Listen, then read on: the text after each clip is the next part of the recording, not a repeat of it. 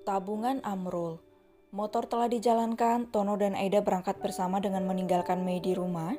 Beberapa tamu masih datang dan harus disambut meski sederhana. Aida ingin segera membeli cincin itu karena ia sudah mantap. Ia memantapkan hati untuk tak lagi berhubungan dengan Tante Rum dan Om Edo. Ia lelah bahkan sudah mati rasa pada kedua orang itu.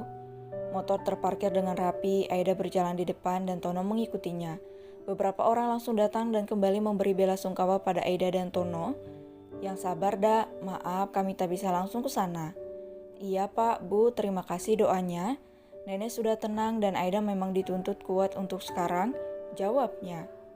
Tak lupa beberapa orang pun mempertanyakan Om Edo kala itu, tapi Aida memilih diam tanpa sedikit pun jawaban. Ia memilih pamit dan melanjutkan tujuan mereka. Pak, emas berapa sekarang? Tanya Aida pada pemilik toko emas langganannya. Segram 8,5. Cari apa? Dah? Tanya sang pemilik toko yang juga sangat mengenalnya. Cincin polos 2 gram. Pinta Aida dengan melihat-lihat beberapa model dan tak sengaja menatap cincin peninggalan sang ibu. Kamu mau ambil itu aja? Tanya sang pemilik toko itu. Ah enggak, Aida mau beli yang baru. Ada perlu soalnya, balasnya dengan sedikit gugup. Tono terus menatapnya dalam diam, mengerti sekali jika Aida begitu menginginkannya kembali.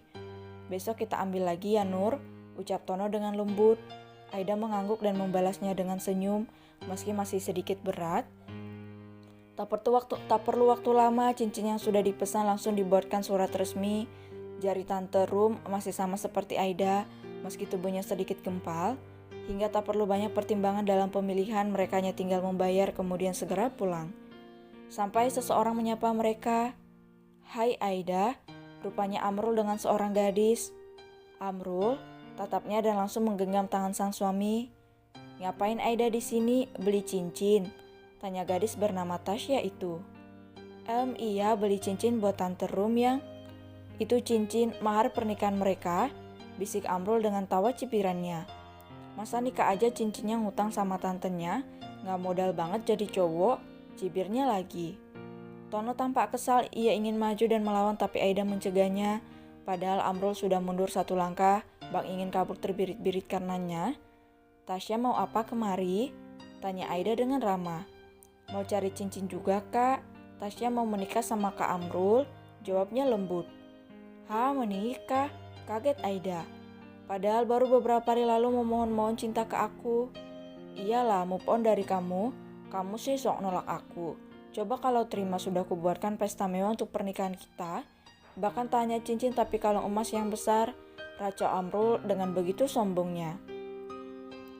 Aida menatap gadis itu dalam-dalam dari ujung kepala hingga ujung kaki. Bukan untuk julid tapi naluri kebidaanannya pun muncul kali itu. Kenapa Nur? Tanya Tono lirih. Tasya, Amrul, kalian nabung duluan kah? Tanya Aida tanpa segan. Apalagi melihat wajah Tasya yang memang begitu pucat. Iya kak, jawab Tasya canggung. Oh, ucap Aida panjang. Mending aku dah nabung daripada kamu yang udah lama nikah tapi gak nabung juga. Paling belum disentuh. Cibir Amrul dengan menggoyang-goyangkan kaki dan terus menggelengkan kepalanya dengan begitu bangga.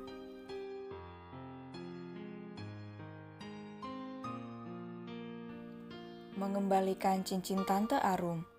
Omonganmu Rul, bentak Aida dan hanya Aida yang berani bicara keras pada pria itu. Nur, udah Nur, jangan cari ribut di sini, mending kita pulang. Takut ada tamu di rumah nenek. Lerai Tono yang juga ngeri ketika Aida mengeluarkan taringnya.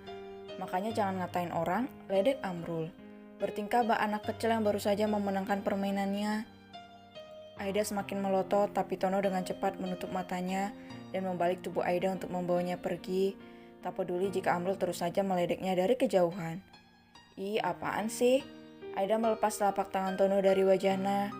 Nur yang ngapain? Kenapa juga berantem sama dia? Lagian ngurusin tabungan orang? Emang mas tahu tabungan apa itu? Tanya Aida dengan lirik mata sinisnya. Ya tabungan duit lah, kan bagus kalau sebelum nikah banyakin tabungan, jawab Tono dengan begitu polosnya. Aida lagi-lagi menghela napas panjang, begitu panjang dengan tangannya seolah ingin meraih kepala Tono dan mencakar-cakarnya sepuas hati, tapi kembali ia tahan. Mas, panggilnya dengan suara yang amat ia tahan. Itu bukan nabung uang, Mas. Terus, itu si cewek, si Tasya, iya, hamil duluan, Mas. Makanya Aida bilang nabung, maksudnya nabung itu, tangan Aida membentuk bulatan di perutnya. Tapi belum pede Nur, nanti bisa jadi bahan fitnah loh, ucap Tono lagi. Mas Tono, pekiknya, kesal jadinya.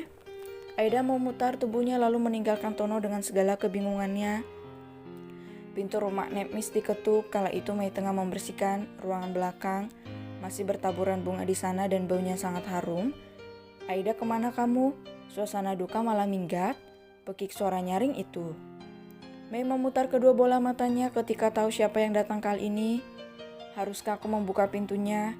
Haruskah, gerutunya sendiri. Ia pun meletakkan sapunya lalu menghampiri sang tamu di luar sana. Nah kan benar, ucapnya. Ialah Om Edo dan Tante Rum dengan bersedekap, menatap sinis pada Mei dan ke seluruh rumah itu. Ia pun masuk meski Mei tak mempersilahkannya. Mana Aida? Tanya Tante Rum ketus. Lagi pergi sama Mas Tono? Pergi gak sopan? Masih akan banyak tamu yang datang, kenapa malah asik berpacaran, keterlaluan? Sergahnya. Om Edo hanya tampak diam, memijat kepalanya dan pelipisnya. Matanya bengkak seperti orang yang baru menangis semalaman.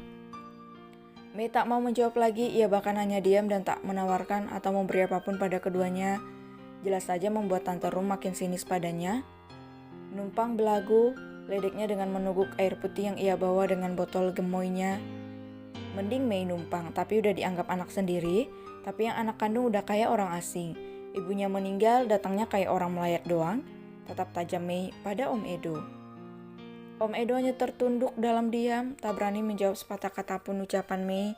Dalam hati dan pikirannya selalu terbayang-bayang sang ibu ketika masih hidup bersamanya dan jelas ketika masih belum bersama sang istri.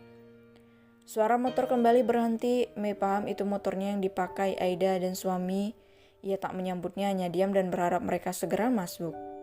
Assalamualaikum, ucap keduanya kompak. Om Edo, panggil Aida lirih dengan tatapan penuh amarah yang tertahan.